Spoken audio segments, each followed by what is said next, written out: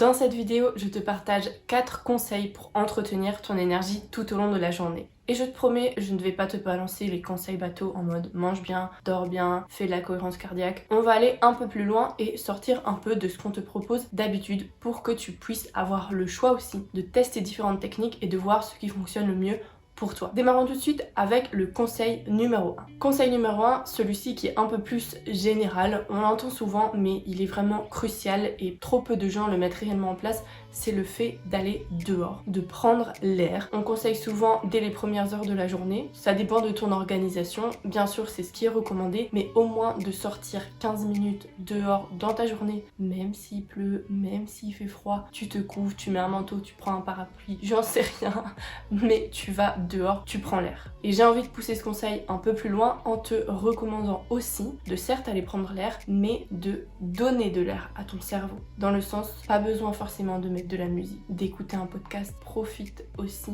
du silence et de ce qu'il y a autour de toi. Si tu peux aller dehors près d'une source de nature, que tu sois en forêt ou dans les champs, peu importe, c'est toujours mieux. Si tu es en ville, c'est bien aussi. Bon, l'air est un peu moins sain, mais on fait avec ce qu'on a et ce qu'il y a autour de nous. Le sous-conseil par rapport à celui-ci, d'aller dehors, de prendre l'air, c'est bien sûr de faire de l'activité physique. Je pouvais pas faire sans le dire dans cette vidéo, même si c'est vraiment un conseil bateau, mais c'est surtout quelque chose qui fonctionne parce qu'on a besoin de mouvement sans cesse. La dernière fois, il y a quelqu'un qui m'a rappelé qu'on est composé d'eau, je pense à 70%, 70% pour les Français, quelque chose comme ça. En tout cas, une grosse partie de notre corps est composée d'eau. Une eau qui stagne, elle moisit, elle pue, ça, dans la vraie vie, c'est comme ça. Alors imagine si tu passes ta journée en ne bougeant que de ton canapé à la table à manger, à ton bureau et à faire ça, c'est une vie de sédentaire et tu as besoin de mouvement. Le mouvement, c'est vraiment la vie.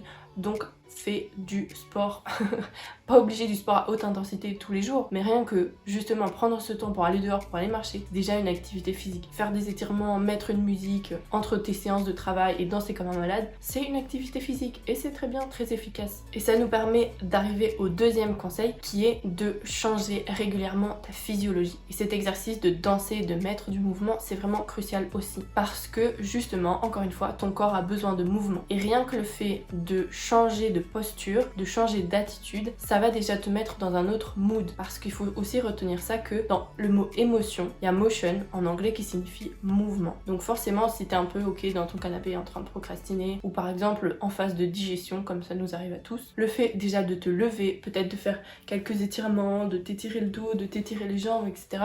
ça va te permettre de remettre de mouvement dans ton corps, de remettre de l'énergie et c'est extrêmement crucial pour entretenir ton énergie au quotidien. Conseil numéro 3, c'est d'éviter les récompenses sans effort. C'est-à-dire qu'on passe énormément beaucoup de temps et c'est aussi comme ça qu'elle est faite notre société actuelle malheureusement. On est dans une société de consommation, on a tout à disposition.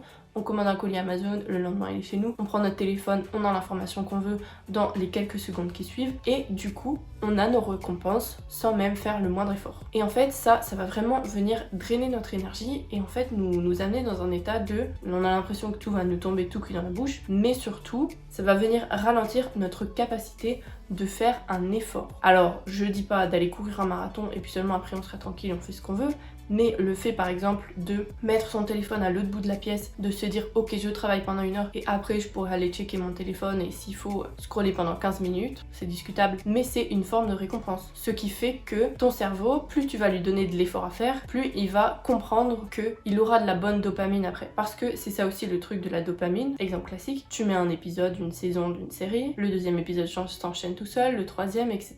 Tu reçois de la dopamine qui est l'hormone du plaisir de notre cerveau. Et notre cerveau, il est vraiment drogué à la dopamine, au plaisir. Donc dès qu'il fait quelque chose qui lui fait plaisir, et en plus s'il doit pas faire d'effort, c'est tout bénef pour lui, il reçoit une dose de dopamine. Sauf que la dopamine sans effort, il va en falloir toujours plus. Le premier épisode, tu vas être content, tu vas recevoir ta dopamine. Le jour d'après, tu vas regarder 2 épisodes, parce qu'un épisode, ce sera pas suffisant. Tu recevras pas une assez grosse dose. Le jour d'après, 3 épisodes, et ainsi de suite. Et c'est comme ça qu'on devient addict en fait, et que les addictions se créent. C'est pareil pour la drogue, pour la cigarette, pour le fait de manger sucré. Tu commences un petit peu, puis ton cerveau il dit c'était cool mais il en faudrait encore plus et t'en manges encore plus. Le fait de recevoir comme ça de la dopamine sans effort, c'est pas du tout bénéfique. Donc l'inverse et le conseil, c'est justement de venir faire un effort avant de recevoir cette dopamine. Comme par exemple, si vous allez courir ou si vous allez vous mettre à un sport ou même faire une tâche que vous devez réaliser, que vous vous dites ok allez, je fais l'effort, je le fais correctement, je me mets en mode deep work, je mets mon téléphone ailleurs, j'éloigne les distractions, je fais ça pendant 1 heure, 2 heures, c'est un effort. Et après, on se sent bien parce qu'on a reçu de la dopamine après l'effort. Ça nous fait du bien, on est content, on est satisfait, on monte aussi en estime et en confiance en nous-mêmes parce qu'on a réussi à le faire. Et donc, c'est tout bénef. Donc, évitez au maximum les récompenses sans effort. Le conseil numéro 4,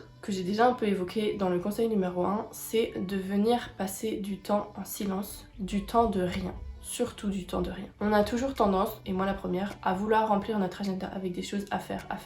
On veut que chaque minute de notre vie soit productive, qu'on ait un truc intéressant à faire tous les jours. Par exemple, moi, pour être tout à fait transparente, quand je suis en week-end, je passe un temps de malade dans mon cerveau. Beaucoup de mes pensées sont orientées sur le fait mais est-ce que t'es sûre que t'as pas un petit truc à faire la Valentine pour avancer sur ton business ou quoi que ce soit, au lieu de juste me dire ok chill en fait.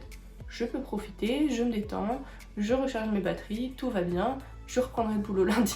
Et je sais qu'on est beaucoup dans ce cas-là, surtout quand on a notre propre business, parce qu'on est un peu tout le temps dedans. Mais c'est justement le conseil du coup de venir prendre du temps de rien. Et quand je dis du temps de rien, c'est vraiment rien faire. S'asseoir sur son lit et ne rien faire du tout. S'asseoir quelque part, ne rien faire, être debout, ne rien faire, même pas marcher, même pas être en mouvement. Pour le coup, vraiment rien. Ça peut paraître hyper angoissant parce que ça va nous forcer à se retrouver en fait avec nous-mêmes, avec nos pensées. Le but, c'est justement de venir laisser circuler ce qui vient dans notre cerveau. Et on peut même se mettre un chronomètre, de faire ça 5 minutes, 15 minutes. Et juste ce temps de rien, ça fait du bien parce que ça nous donne le temps et l'espace à notre mental de se déposer, à notre corps aussi de se déposer, de se décharger et de dire ok, c'est une pause et pour le coup, c'est une vraie pause. Vous testez et vous verrez directement que ça fonctionnera parce que ça je pense que ok au début ça peut être difficile parce qu'on se trouve confronté à soi-même mais on en voit directement, en tout cas très vite, les bénéfices que ça peut apporter dans notre quotidien. Et franchement 5 minutes sur une journée c'est pas grand chose mais ça peut tout changer et ça peut justement venir t'aider à entretenir ton énergie tout au long de ta journée. J'espère que ces 4 conseils t'auront plu, t'auront parlé. Je t'invite vraiment à les tester dans ton quotidien. Je te les récapitule rapidement. Conseil numéro 1, va dehors, prends l'air. Conseil numéro 2, change ta physiologie. Conseil numéro 3, évite les récompenses sans effort. Conseil numéro 4, prends du temps de rien. Si cette vidéo t'a parlé, t'a plu, je t'invite à mettre un gros like, à t'abonner pour ne louper aucune prochaine vidéo et à partager cela autour de toi. Nous, on se retrouve la semaine prochaine pour une nouvelle vidéo.